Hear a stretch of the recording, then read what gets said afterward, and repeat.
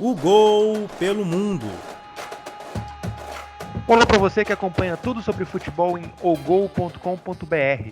Meu nome é Carlos Jamos e está no ar mais um O Gol pelo Mundo, 30º episódio do podcast O Gol pelo Mundo, com Caio Fiuza, Paulo Mangerotti e Rodrigo Debrum.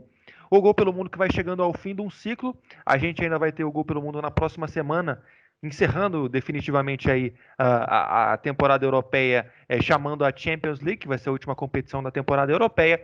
E nesse episódio 30, a gente vai ter o último entrevistado do Gol pelo Mundo, um entrevistado bem especial, que é o nosso Júnior Negão, grande destaque brasileiro, artilheiro do Campeonato Coreano, com uma média acima de um gol por jogo. Vamos então ao nosso primeiro quadro, que vai ter como tema a Juventus, e o quadro é o que rola por aí. E no que rola por aí, a gente vai falar de uma soberana, a Juventus que no final de semana se sagrou mais uma vez campeã italiana. A Juventus é Enea campeã italiana, são 9 títulos seguidos aí da velha senhora, que é completamente soberana. Na Itália, a gente falar de soberania no futebol italiano, não tivemos muitas e nenhuma se aproxima dessa Juventus atual, né, que tem 9 títulos seguidos. Por exemplo, na década de 30, a própria Juventus havia conquistado 5 títulos seguidos, o Torino repetiu o feito na década de 40, e a Internazionale, daquele time de 2006 a 2010, também conseguiu 5 títulos seguidos. Porém, ninguém se aproximou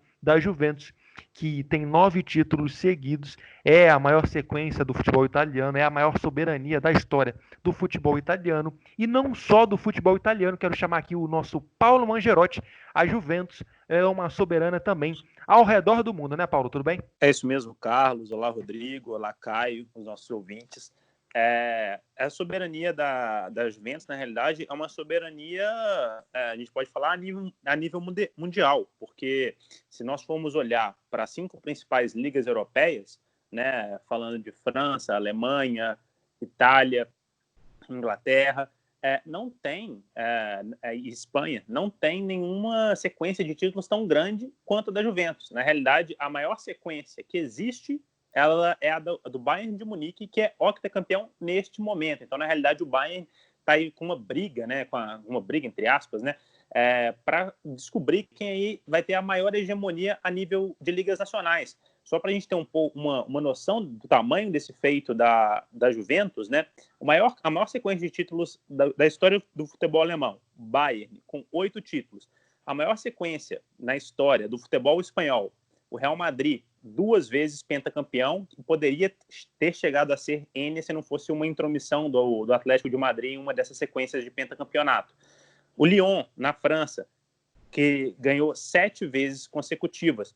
E ainda, se a gente for olhar no espectro do futebol inglês, né, isso é mais inimaginável ainda, porque o máximo de uma sequência de títulos que aconteceu na Inglaterra foram alguns tricampeonatos, né, como aconteceu com o Manchester United, uma oportunidade, o Arsenal há muitos anos atrás. E como você bem falou, o máximo que já havia acontecido no futebol italiano eram alguns pentacampeonatos, como a própria Juventus, Torino e Internazionale. E é interessante, Paulo, que essa sequência da Juventus começou na temporada 11 e 12, e antes dessa temporada, na temporada 10 e 11, a temporada que o Milan do Massimiliano Allegri foi o campeão, a Juventus havia terminado aquela campanha na 7ª colocação do campeonato italiano, né? Então ela vinha de uma temporada anterior bem ruim.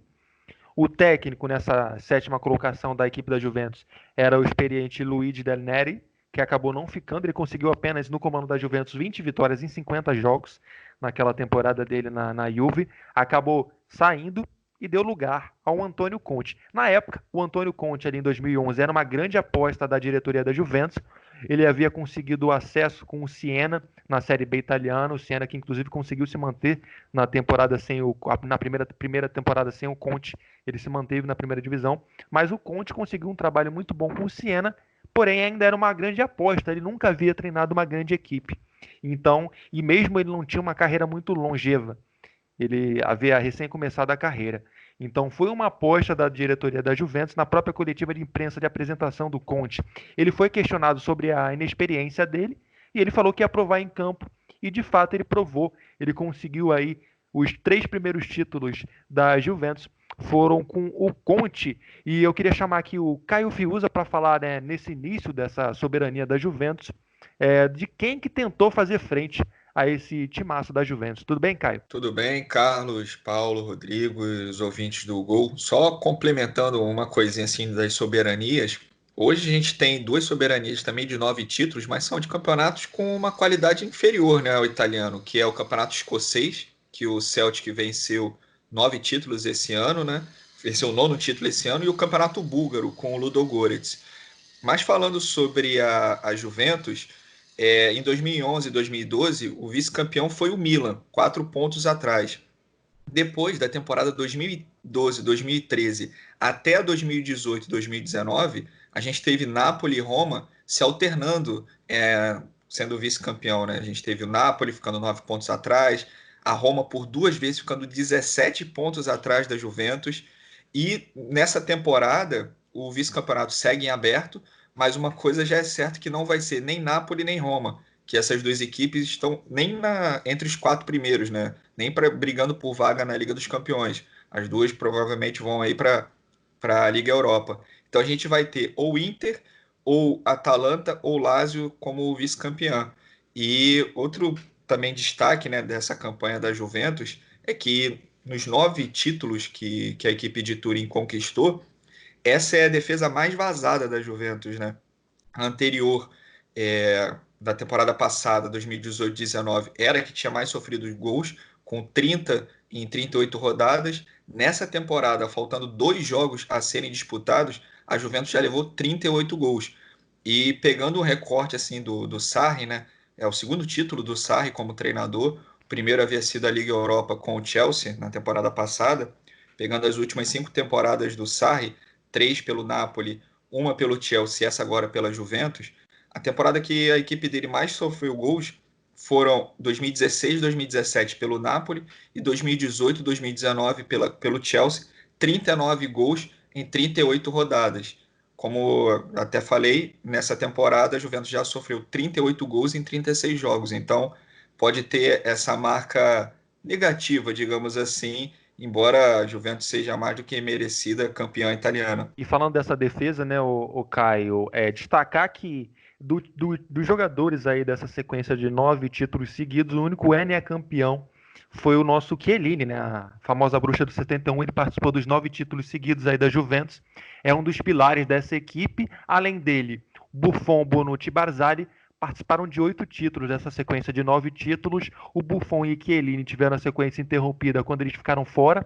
O Buffon foi na temporada para o PSG e o Bonucci foi para o Milan. E o Barzagli se aposentou na temporada passada, né? Então ele participou aí de 8 títulos nessa sequência de 9. O Milan, a Juventus, que teve 3 treinadores nessa sequência de 9 títulos. Primeiro o Conte, como a gente falou, o Allegri e agora o Maurício Sarri. O Paulo vai falar dessa renovação. O Rodrigo De Brum quer se manifestar. Tudo bem contigo? O Rodrigo ainda não falou hoje, rapaz. Como é que você tá? Eu tô quietinho hoje, tudo bem, Carlos? Um abraço para você, pro Paulo, pro Caio e para quem nos ouve. Eu só queria fazer uma observação aqui bem rápida, que a Juventus chegou a 36 títulos, né? E o Milan e a Inter têm 18 cada um, ou seja, somarem os outros dois gigantes aí, você iguala a quantidade de títulos da Juventus, para você ver enfim, o quanto que a Juventus nada de braçada na Itália, né? Pois é muito interessante o que o Rodrigo trouxe aqui. Realmente é uma diferença enorme de títulos. E falando na defesa, voltando a falar na defesa, né, Paulo? O Caio trouxe aí que essa atual defesa é a pior defesa dessa sequência de títulos.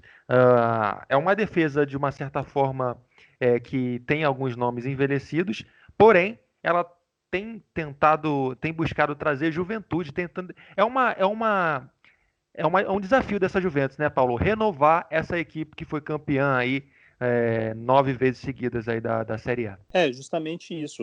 Não por acaso, né, o Chiellini é o jogador que ganhou, né, 9 vezes o título italiano. Não por acaso o Barzagli é um que ganhou 8 e o Bonucci é outro que ganhou 8, né? Porque vem justamente da força desse sistema defensivo, né? Essas conquistas da Juventus. A Juventus tenta renovar essa zaga, contratou o De Ligt para essa temporada, que de certa forma é uma decepção, principalmente pelo valor pago. É um jogador que se tinha grande expectativa.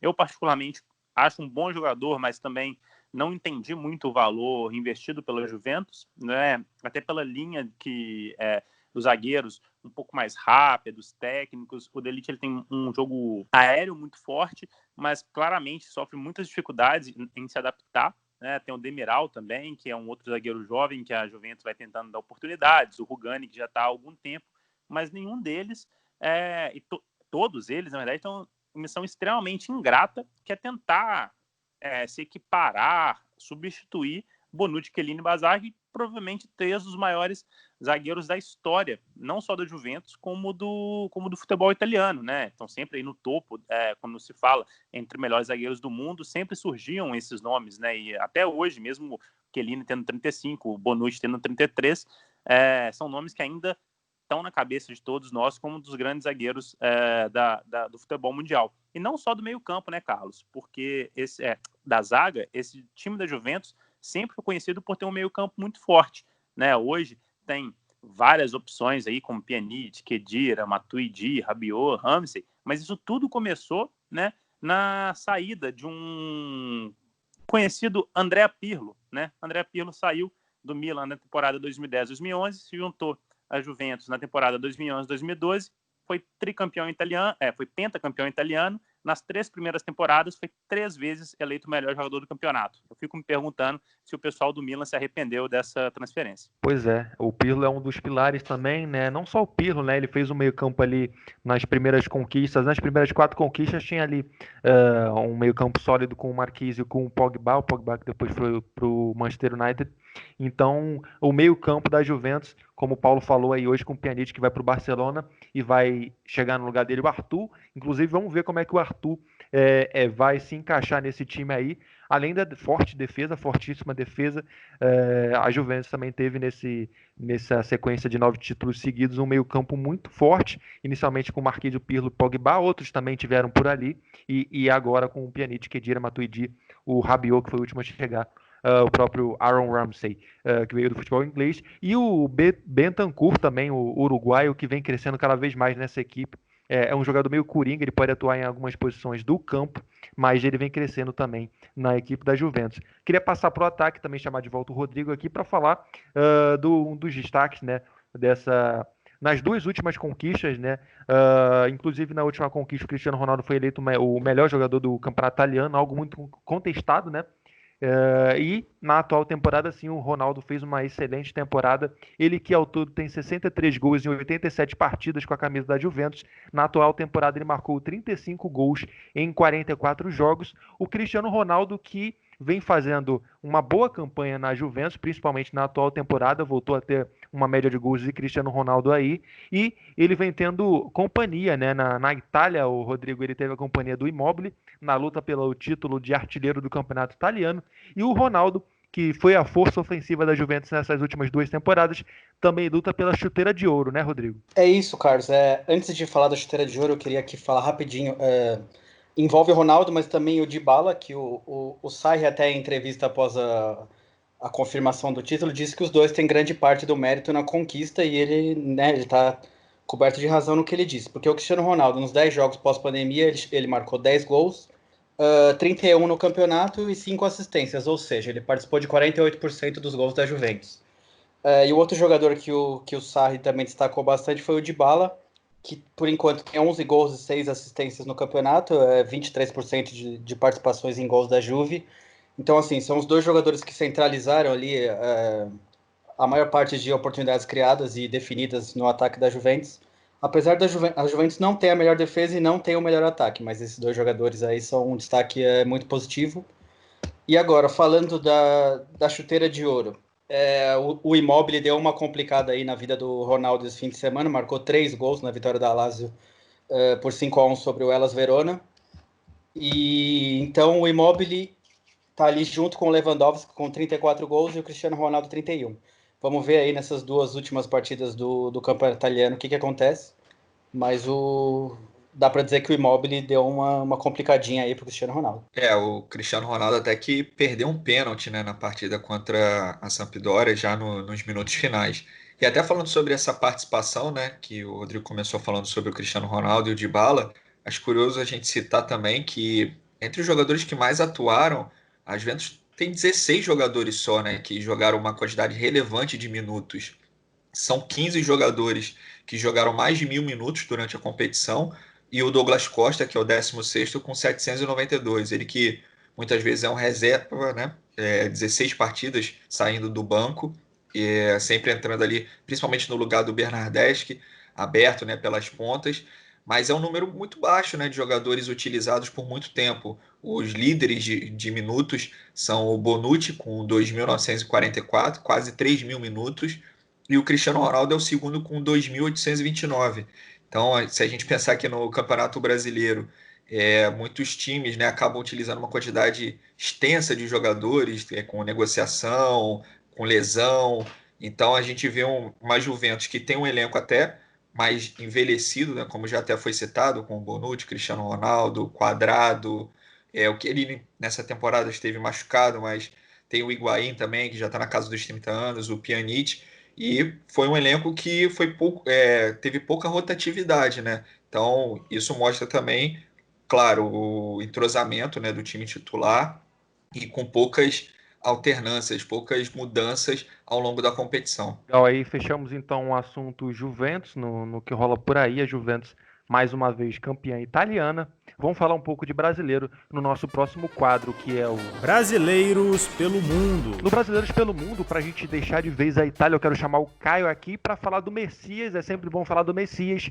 E o Messias alcançando outro patamar, né, Caio? É isso, Carlos. O meu destaque brasileiro é o Júnior Messias, um jogador ofensivo, né, atacante, também às vezes joga um pouco mais como meio ofensivo. Jogador de 29 anos do Crotone. A gente já destacou ele aqui em um outro momento, mas que o Crotone, na rodada da Série B italiana, venceu o Livorno fora de casa por 5-1. Dessa vez o Júnior Messias não marcou gol, mas essa vitória garantiu o Crotone na Série A do ano que vem. O campeão já é o Benevento, equipe comandada pelo Filippo Inzaghi, mas o Crotone retornando aí para a Série A. Então, provavelmente a gente vai ter mais um brasileiro se destacando no futebol europeu, na principal divisão. O Júnior Messias, nessa temporada, pelo Crotone, ele fez 34 jogos e marcou 6 gols. Então, primeiro, parabéns aí ao Júnior Messias por essa campanha, por ter contribuído, né, no acesso, né, do Crotone para a Série A do Campeonato Italiano. Legal, Ele que é o único brasileiro do elenco. Júnior Messias, então, alcançando a elite do futebol italiano com a equipe do Crotone. E a gente falou semana passada, foi tema do programa, inclusive, o retorno da Superliga Chinesa. Nesse final de semana a gente teve vários brasileiros brilhando na Superliga Chinesa. O próprio Ricardo Goulart, que estreou com assistência no Hebei China Fortune, teve assistência do Alex Teixeira também. Enfim, e também teve artilheiro brasileiro. E esse é o destaque do Paulo Mangerotti, né, Paulo? É isso mesmo, Carlos. Você que está com o campeonato chinês na ponta da língua aí, né? Hoje eu não tenho o auxílio do Artung para tá me ajudando, mas eu creio que seja o Henan Gianni, né, o clube do Henrique Dourado. O Henrique Dourado, que no ano passado, o Henrique Dourado é meu destaque, né, no ano passado ele teve uma temporada muito complicada, né, ele começou o ano no Flamengo, fez 3 jogos, marcou 2 gols, acabou vendido para o Henan Gianni e chegou lá, estreou, marcou gol e se machucou gravemente, né, ele se machucou em março e só foi voltar a jogar em setembro pelo Palmeiras, né, num empréstimo, né? Ele voltou para o Brasil para estar fazendo a sua recuperação, jogou apenas 4 jogos pelo Palmeiras, ou seja, ao todo, em 2019, o Henrique Dourado jogou 8 jogos, né? Por todo esse problema de lesão, e jogou apenas uma partida pelo Henan Gianni, que fez um grande investimento por ele. Nessa temporada, já recuperado de lesão, o Henrique Dourado está podendo mostrar seu futebol, né? Na estreia, já marcou 2 gols pelo clube, então ele tem aí 2 jogos, 3 gols pelo Henan Gianni, 1 gol no ano passado, 2 gols nessa temporada, e desejamos sorte aí pro Henrique Dourado, que seja uma temporada sem lesão e que ele possa aí contribuir com muitos gols no campeonato chinês. Legal, Paulo. O campeonato chinês, que inclusive no final de semana teve uma coisa inusitada, foi o nosso cabeleira lá, o Fellaini, marcou pela primeira vez 3 gols numa partida, um hat-trick do Fellaini. Não é todo dia que isso acontece. Chamando aqui o nosso Rodrigo para falar de artilheiro, esse com pouco cabelo, e na Coreia, que é o nosso Gustavo, que estreou pelo Jeonbuk Motors, né, o Rodrigo? É isso mesmo, ele estreou esse fim de semana pelo Jeonbuk. O time dele acabou vencendo por 3-0 o FC Seul. Ele entrou no início do segundo tempo, até se movimentou bem e tal, e fez o gol que ele marcou foi de cabeça. Ele se posicionou bem ali na área, teve boa impulsão, e deixou dele. Lembrando que esse ano ele jogou pelo Inter, né, emprestado pelo Corinthians, só fez 3 jogos, nenhum deles como titular, não teve muita oportunidade com o Kudê no Inter. Enfim, é um jogador que ali pro futebol coreano, acho que ele vai se dar bem. Nessa briga que promete muito, né? O Sun tá com 32 pontos na liderança do campeonato e o Jeonbuk que vem logo atrás com 29. Aí vamos ver como é que vai ser essa disputa entre os artilheiros brasileiros aí até o final do campeonato. Maravilha, daqui a pouco a gente vai trazer o nosso Júnior Negão aqui, que vai poder falar mais sobre essa disputa de Jeonbuk Motors e o Sun Hyundai e o Sun do nosso Júnior Negão, que é o atual líder do campeonato coreano. Já que a gente falou de gol do Gustavo, que marcou de cabeça aí na vitória do Jeonbuk no final de semana, a gente vai para o nosso próximo quadro, que é o Tem Gol Brazuca. E tem gol Brazuca na Suíça, um campeonato de muitos gols. Lugano e Basel empataram em 4-4 e o Jefferson marcou um gol pelo Lugano e o nosso Arthur Cabral marcou outro pelo Basel. Na J-League, Everaldo marcou um para o Kashima Antlers no empate de 2-2 contra o FC Tóquio. Na Dinamarca, Evander, ex-Vasco, marcou um gol, mas o time dele, o Midtjylland, perdeu para o Aalborg por 2-1. Na grande K-League Challenge, o André Luiz marcou o gol da vitória do Dajeon sobre o Jeju por 2-1. E a gente vai para o nosso campeonato finlandês glorioso. O atacante Luiz Henrique marcou o dele na vitória do HIFK sobre o Mainham por 4-0. Que difícil o nome desses times, hein? No Catar, Thiago Bezerra até marcou um gol para o Alcor, mas a equipe dele foi derrotada pelo Al-Sadd por 2-1. Na Geórgia, o Dinamo Tbilisi goleou o Santredia por 4-0 com gol de Vitor Pernambucano. E para fechar, no Camboja, o Svayrieng venceu o Angkor Tiger por 2-0 com o gol de Pedro Augusto. Maravilha, depois a gente mata quem escolheu esse gol aí da Finlândia, rapaz. Ô, Rodrigo De Brum, me ajuda. Vamos lá, vamos tentar falar o nome desse time aqui. Mariehamn. Mariehamn, acho que é esse mesmo, Carlos. Acho que é por aí. Ó, o Caio, como é que é, Caio? O Caio discorda. Eu acho que é Maryham. Maravilha, Caio. Então tá bom. Depois dessa cultura Maria, de não. futebol finlandês, a gente vai chamar o Júnior Negão. Lá vem o Negão. Vamos chamar o Júnior Negão do nosso próximo quadro, que é o Entrevista o Gol. E o entrevistado desta semana do Gol pelo Mundo, para fechar com chave de ouro as nossas entrevistas aqui do podcast, é o nosso artilheiro Júnior Negão, ele que começou no futebol manauara, no Nacional, chegou a passar por Atlético Mineiro e Corinthians e atualmente é o grande artilheiro do campeonato coreano pelo Ulsan Hyundai. Ele que na temporada tem 17 gols em 14 partidas, ou seja, uma média superior aí de um gol por jogo. Júnior, tudo bem contigo? Imagino que sim, né? Por tanto gol aí recentemente. Olá, tudo bem aí? Obrigado pela oportunidade de estar batendo esse papo. E cara, como atacante aí não tem início melhor do que tá fazendo gol e tá tendo essa média aí maravilhosa, né? Então, tá tudo bem, sim, graças a Deus. Muito bem, obrigado. E, Júnior, eu queria começar aqui falando contigo sobre o teu início de carreira. Você começou a carreira em Manaus, né? Jogando pelo Nacional. Queria saber de ti como é que foi esse teu início no futebol. Cara, lá, mano, a gente sabe que no Amazonas não tem um futebol muito relevante a nível nacional, né? Então foi bem difícil, assim. Eu lembro da experiência que eu tive até como juniores na época, né? Da dificuldade que a gente teve para ir para a Taça São Paulo, porque a gente sabia da visibilidade, né? Que é a Taça São Paulo. Então eu lembro muito assim do esforço que a gente teve que fazer para ir para essa competição. Então realmente foi um início assim que me ensinou muito, sabe, que me preparou muito para toda a minha carreira, porque desde o início eu já soube da dificuldade que era, né? Então se tornar jogador de futebol, a dificuldade que é o dia a dia nos treinamentos. Então eu pude aprender muito assim com o futebol amazonense. E é um futebol que devagar, às vezes está se reestruturando, mas está buscando crescer, né, a nível nacional. Tanto é que recentemente teve o acesso aí do Manaus Futebol Clube. Então é um estado que está tentando ter mais visibilidade a nível nacional. Maravilha. O Paulo também quer entrar na roda para falar sobre a tua sequência da carreira, né, Paulo? É isso mesmo, Júnior. É um prazer estar falando com você. Você, depois de um bom campeonato estadual, né, um bom amazonense, em 2006, né, recebeu uma proposta para defender o Atlético Mineiro, que foi talvez o primeiro grande clube da sua carreira. E você tinha até marcado um gol, né, contra o Cruzeiro. Acho que isso deve ter motivado ainda mais o Atlético a ter buscado a sua contratação.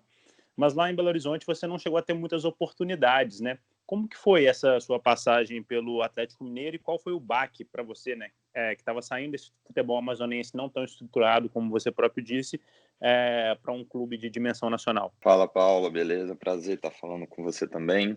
Então, na verdade, o interesse do Atlético teve na Taça São Paulo, né? Que nós enfrentamos o Atlético Mineiro na Taça São Paulo, juniores, e aí nós ganhamos, eu fiz 2 gols naquele jogo, e aí a gente voltou para Manaus, eu fiz a Copa do Brasil contra o Cruzeiro, fiz gol também, e aí em 2007 pintou o interesse do Atlético para me contratar. Mas você falou tudo, assim, imagina, eu com 19 para 20 anos, sair de um estado que não tem a estrutura que o Atlético tem, né, sair de um estado onde os times de futebol não têm uma estrutura que o Atlético tinha, então para mim tudo era novidade, né? Então eu busquei aprender muito.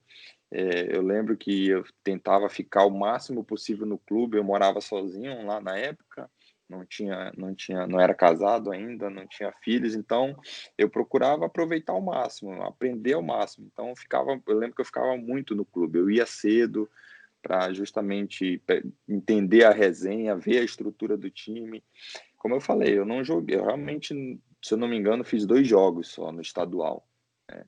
Mas eu lembro que durante o treinamento eu me dedicava muito, assim, procurava aprender, além de me dedicar aos treinamentos, à preparação física, à tática, em tudo, eu me preparava, tentava me preparar também para entender como é que funcionava o futebol, entre aspas, assim, falando futebol de verdade, futebol no grande centro do Brasil, né? Então, foi uma época de muito aprendizado, assim, mesmo não jogando. Júnior, agora fala o Rodrigo Debrum. Um abraço para você. Você teve aí umas primeiras experiências no futebol europeu, que assim foram até relativamente curtas.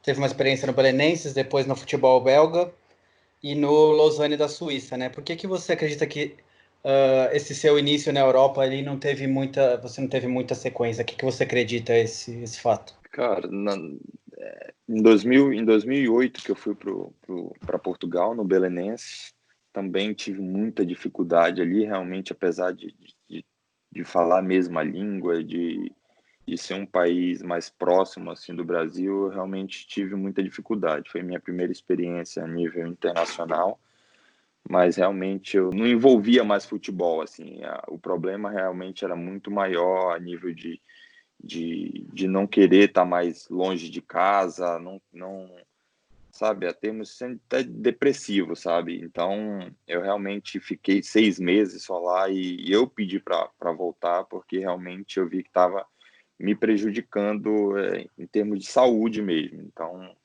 eu realmente optei por voltar, não joguei também, mas já na Bélgica foi uma época muito melhor, assim, né? Principalmente nos primeiros 6 meses, aí eu consegui fazer um excelente campeonato, fiz 10 gols em 15 ou 16 jogos e fui realmente muito bem. E aí no segundo semestre do campeonato, que aí foi que realmente eu sofri muito com lesões, né? Tive 2 lesões sérias, uma no pubis e a outra no joelho, né? Então foi realmente o meu segundo semestre foi realmente bem ruim assim, né? E aí eu acabei indo para a Suíça também, onde eu tive muita dificuldade de adaptação de língua, de tudo. E aí você sabe que se fora do campo não tá tudo bem, então você acaba interferindo para dentro de campo, né? Do mesmo jeito, se fora tá tudo correndo tudo bem, dentro de campo sua performance também tende a correr tudo bem, né? Então, já na Suíça e no segundo semestre da Bélgica e na Suíça, realmente foram períodos assim muito difícil para mim, muito difícil de adaptação ao futebol, de tentar entender a cultura do país, entendeu? Lembro que eu tive muita dificuldade assim de relacionamento com os jogadores, né? Porque, óbvio, eu tenho a minha personalidade, a cultura, principalmente da Suíça falando, a cultura suíça é totalmente diferente. Então, eu tive muita dificuldade nessa adaptação, na adaptação de relacionamento, né? Então, essas foram assim as principais dificuldades que eu encontrei estou falando principalmente da Suíça, né? Uhum. Só para aproveitar esse gancho, a barreira do idioma foi uma coisa que dificultou essa questão do relacionamento com o resto do elenco? Como é que foi? Foi principalmente o idioma, né? Porque lá eu lembro que muitos jogadores alguns falavam francês, né? Que Lausanne ficava na parte que fala francês, e outros que vinham da parte de Zurique também já falavam um pouco mais alemão. Então, e também tem a parte da Suíça uma pequena parte da Suíça que fala italiano também. Então, essa confusão toda dos jogadores, e aí eu no meio ali sem falar, sem falar nada em francês, em alemão, italiano, falava bem pouco inglês, entendeu? Então, eu lembro que a comunicação, eles também não falavam muito inglês, então eu lembro que a comunicação mesmo do dia a dia, tanto dentro de campo como nos treinamentos, era bem difícil. A gente não tinha tradutor, não tinha nada, então acabava dificultando mais ainda, né? Olá, Júnior. Quem está falando aqui é o Caio agora. Queria saber se você chegou a comentar que teve um período meio depressivo. Você chegou a ser diagnosticado com depressão e se você realmente foi, como é que você superou isso? Fez algum trabalho com o psicólogo? Foi a proximidade com a família? Como é que você superou esse momento? Fala, Caio, beleza? Cara, eu não cheguei a ser diagnosticado, né? Mas eu lembro que minha barba começou a cair, eu começava a ter várias falhas na minha barba, no cabelo, meu cabelo caía muito. E eu não queria sair de casa, cara. Eu ia pro treino, treinava, chegava em casa, passava o dia todo em casa, né? Então,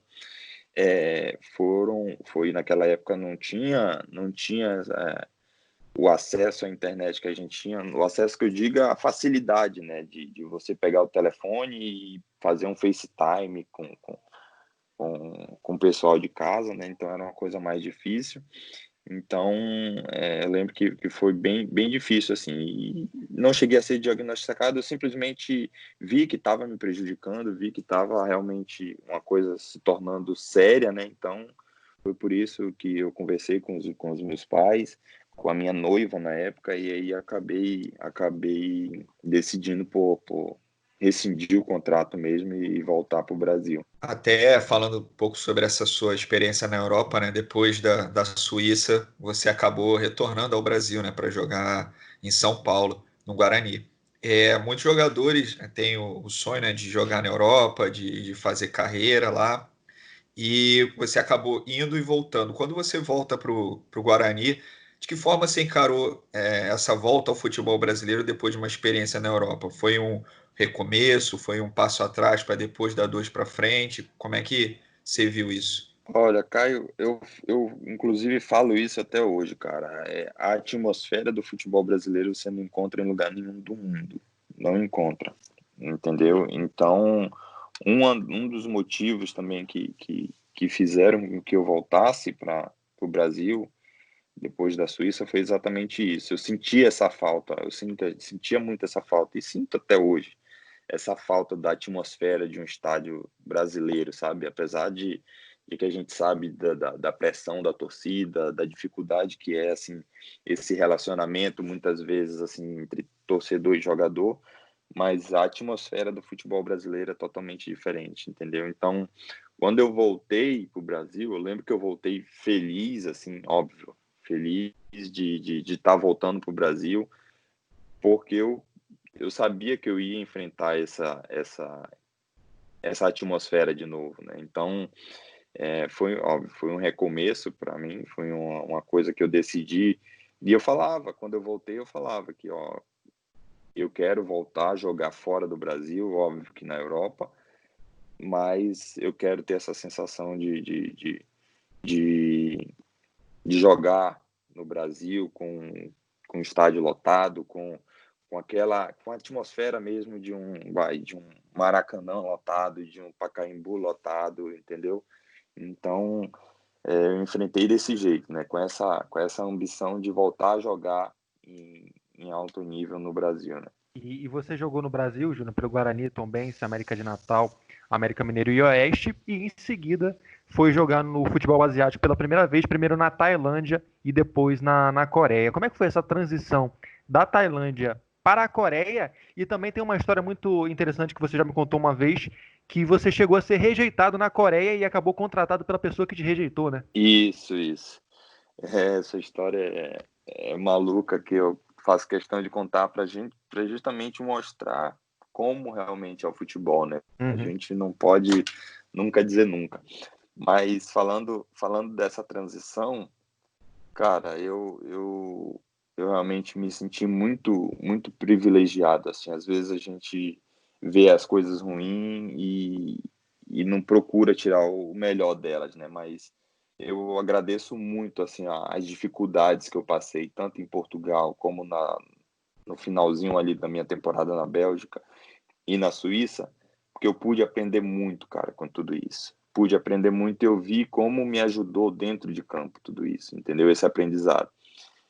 A dificuldade que eu tive na Suíça de relacionamento com os jogadores, cara, quando eu cheguei na Tailândia, eu não tive dificuldade nenhuma em relação a isso, entendeu? Justamente porque eu aprendi muito com as coisas ruins que aconteceram na Suíça, né? Então na Tailândia, assim, eu pude aprender muito a cultura do povo tailandês, de como funcionava. E lá também eu não tinha tradutor, não tinha ninguém que falava português, não tinha, eles falam inglês também não muito bem. Então eu lembro que foi difícil a minha comunicação, mas eu não tive problema nenhum em relação a isso, né, com os jogadores, coisa que eu já tive na Suíça, né? Então, para você ver como eu pude tirar o máximo de aprendizado assim nas dificuldades que eu tive, né? E E aí você deu esse salto, né, da Tailândia para a Coreia com essa pessoa que acabou lá no início da tua carreira não te contratando e dessa vez te contratou, né? Isso. Eu lembro que antes de eu ir para Portugal, pintou essa oportunidade de eu fazer esse teste num time coreano, né? E aí eu lembro que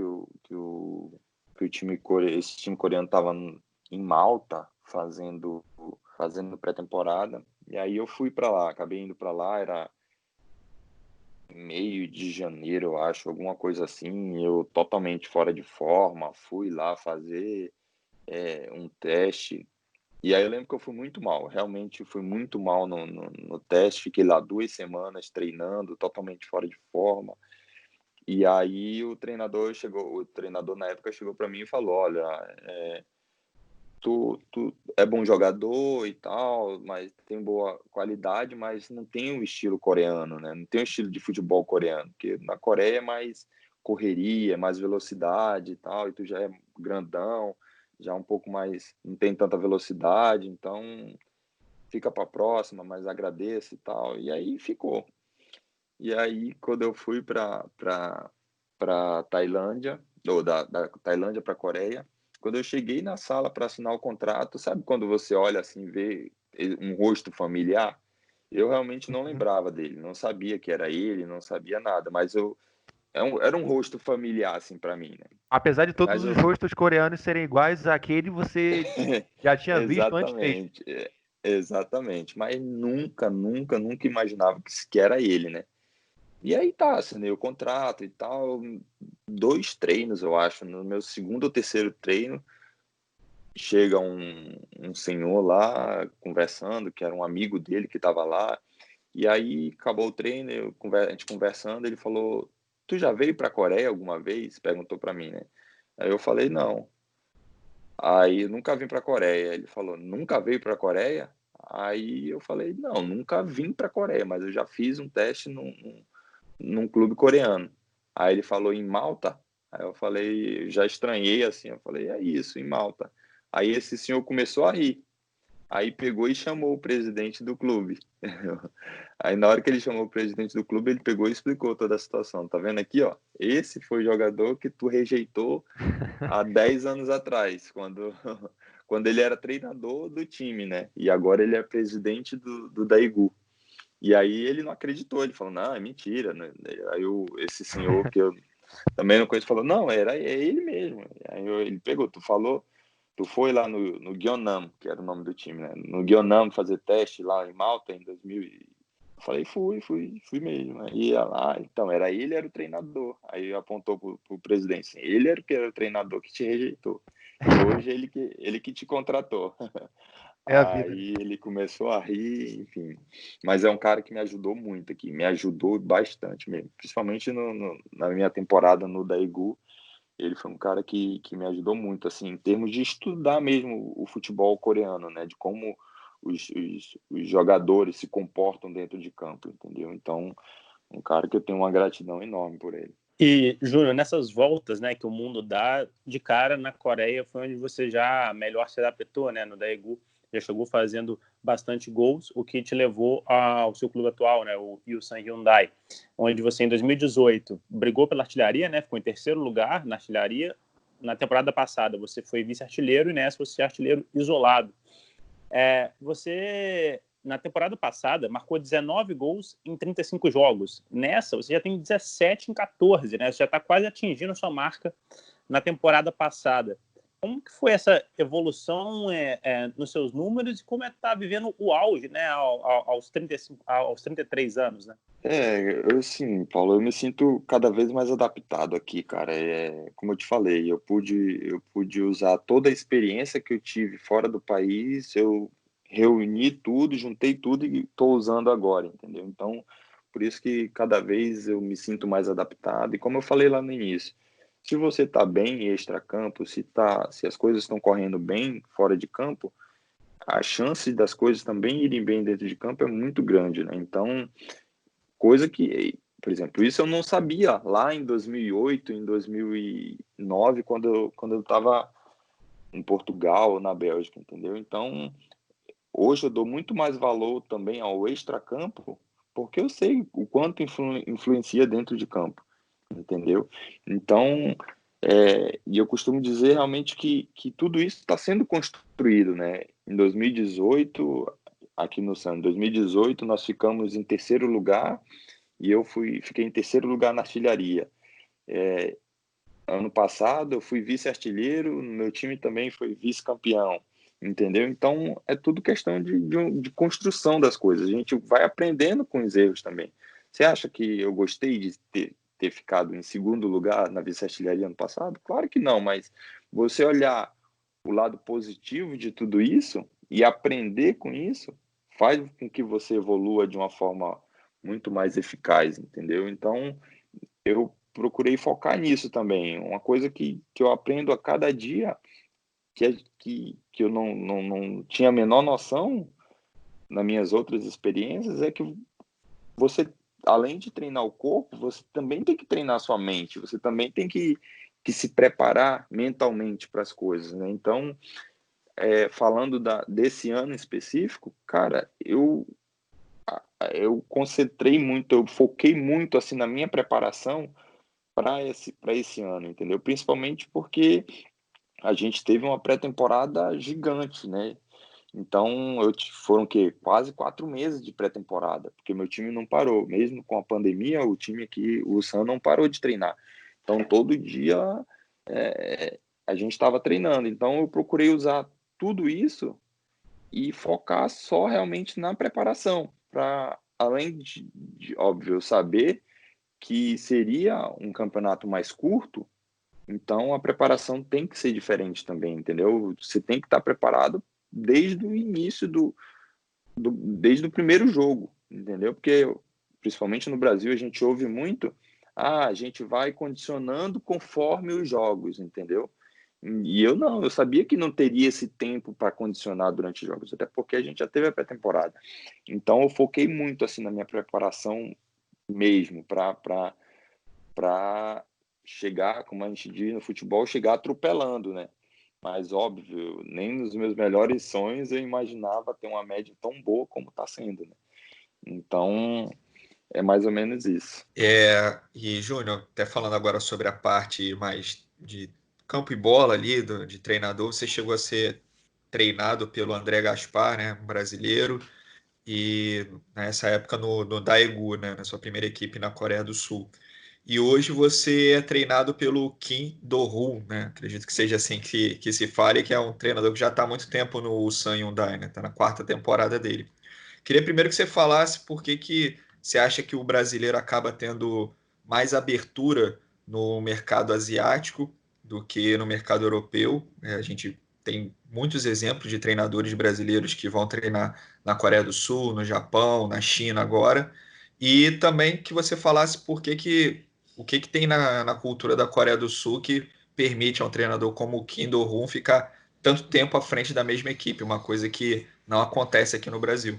Olha, Caio, vou falar primeiro do Gaspar, assim, né? O Gaspar foi um cara também que pô, me ajudou demais, um cara realmente sensacional, apesar das dificuldades, eu até costumo brincar com ele, ele é um pupilo também do Choconé, né? Choconé é o presidente do Daegu. O André Gaspar trabalhou com ele, né? Foi jogador dele também. Então, ele é um cara muito leal, assim, né? Então, ele trabalhou, foi jogador do presidente do Daegu, aí o presidente do Daegu chamou ele para ser assistente e aí acabou se tornando treinador. Mas o André, na época, era uma exceção, porque ele era um dos únicos treinadores estrangeiros aqui, né, na Coreia. Mas agora a Coreia está abrindo um pouco mais a mentalidade assim para receber mais estrangeiros, né? Então é isso. E o Kim Dong-hoon, cara, ele é um dos ídolos aqui na Coreia, né? Ele é um dos maiores artilheiros aqui. Foi um dos ainda, né? Porque ninguém conseguiu passar. Então é um dos maiores artilheiros de todos os tempos aqui na Coreia. Então você imagina a pressão que é para mim ter um treinador da mesma posição. Inclusive a gente brincando, ele se vangloria muito, né? Que ele na única vitória que a Coreia do Sul teve em cima do Brasil foi ele que fez o gol, se eu não me engano, em 97 ou em 98, a Coreia do Sul ganhou de 1-0 e ele que fez o gol. Então, óbvio, a pressão é muito maior, mas também as dicas são bem melhores, né? Vindo de um cara como ele. E em relação a ele estar tanto tempo aqui, exatamente é porque o trabalho que ele vem fazendo, né, cara? E, como eu falei, ele vem realmente num crescente, assim, todo ano ele consegue uma posição melhor para o clube. Então, é óbvio, ele tem a confiança da diretoria. E em relação da cultura coreana, é de ser leal, assim, de realmente dar valor para quem tá com eles, entendeu? Para quem tá fechado com eles. Então é mais ou menos isso, é uma cultura totalmente diferente do brasileiro. Então, por isso que eu digo, o brasileiro que vem para cá com a mentalidade de saber que vai encontrar tudo totalmente diferente do Brasil e mesmo assim aceitar a cultura coreana, tende a ter uma carreira muito vitoriosa aqui, entendeu? Porque é um país maravilhoso de se viver, é um futebol que está crescendo, eu digo taticamente e tecnicamente também. Então é um futebol que está evoluindo. E por isso que eles buscam tanto brasileiros realmente para aumentar a qualidade técnica do campeonato, né? Até só para complementar o que você falou, o Ki Do-hoon, ele é o 7º maior artilheiro, né, da Liga Coreana com 114 gols. Então, falta um pouquinho ainda para você chegar lá, né, ô Júnior?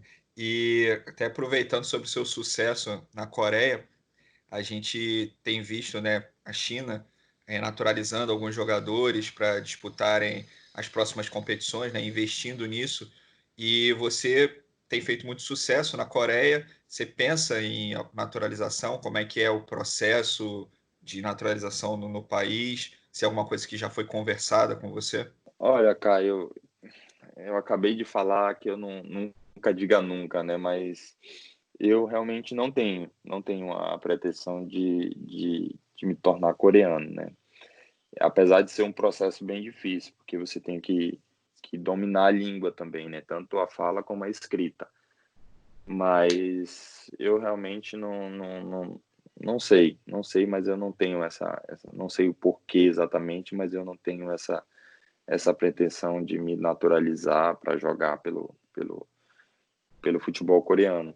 Tem jogadores, por exemplo, um grande amigo meu aqui, que é o Cezinha, ele tem essa pretensão, inclusive está nesse processo de naturalização, mas eu realmente não tenho essa pretensão, não. E Júnior, para a gente fechar aqui rapidamente, falar, obviamente, da disputa pelo título, né? Na última temporada, vocês do Ulsan e o Jeonbuk ficaram ali até a última rodada brigando pelo título. Agora parece que vai ser por aí. Recentemente o Jeonbuk trouxe o Gustavo, trouxe também o Barrow, enfim, se reforçou aí. Como é que tá essa disputa pelo título? Duas equipes muito fortes que vão brigar novamente ponta a ponta aí por essa conquista, né?